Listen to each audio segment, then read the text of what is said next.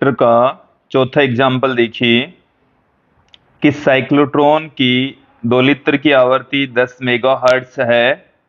प्रोटॉनों को त्वरित करने के लिए परिचालन चुंबकीय क्षेत्र का मान कितना होना चाहिए? यदि डीज की त्रिज्या 60 सेमी है तो त्वरक द्वारा उत्पन्न प्रोटॉन पुंज की गतिज ऊर्जा मेगा इलेक्ट्रॉन वोल्ट में परिकलित कीजिए।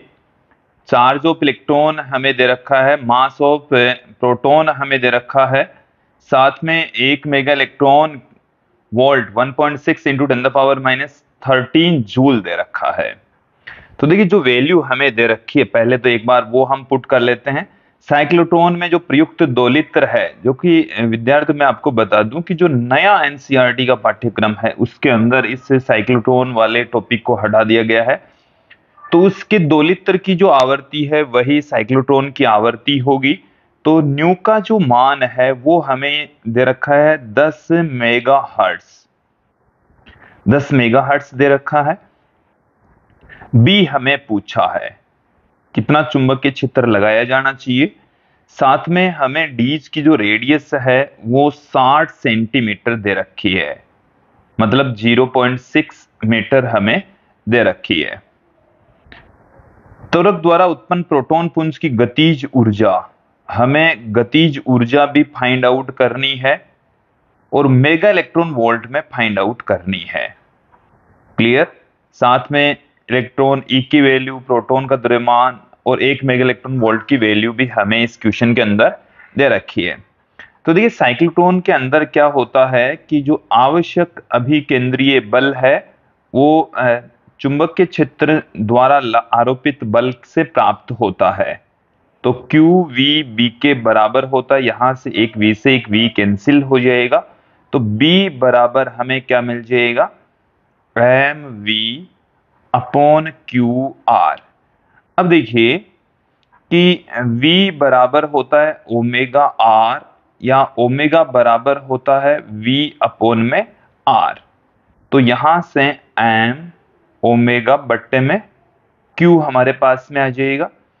तो देखिए क्या आ जाएगा, ओमेगा की जगह हम 2 पाई न्यू रख सकते हैं, तो 2 पाई न्यू बट्टे m बट्टे में Q।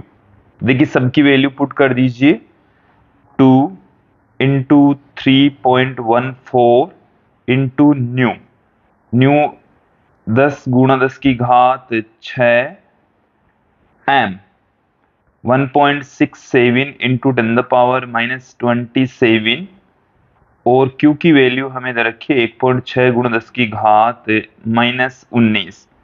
तो यहां से जब हम कैलकुलेट करेंगे तो B की जो वैल्यू है वो हमें प्राप्त हो जाएगी, तो 0.66 टेस्ला हमें मिलेगी। इसके साथ में हमें इस क्वेश्चन के अंदर क्या पूछा है वो भी देख लीजिए। गतिज ऊर्जा, जो गतिज ऊर्जा है वो हाफ mv² होती है, हाफ mv²। तो यहां से वैल्यू पुट कर दीजिए। V बराबर देखिए पहले हम V की वैल्यू फाइंड आउट करेंगे फिर इसकी वैल्यू पुट करेंगे, क्योंकि हमें V का मान नहीं दे रखा। तो V बराबर होता है ओमेगा R और ओमेगा की जगह आप लिख सकते हैं 2 पाई न्यू।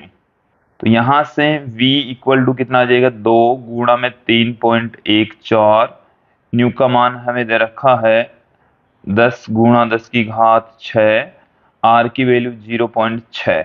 तो V बराबर देखिए यहां से आप कैलकुलेट करोगे तो हमें V का मान प्राप्त हो जाएगा 3.78 इंटू 10⁻7 मीटर पर सेकेंड।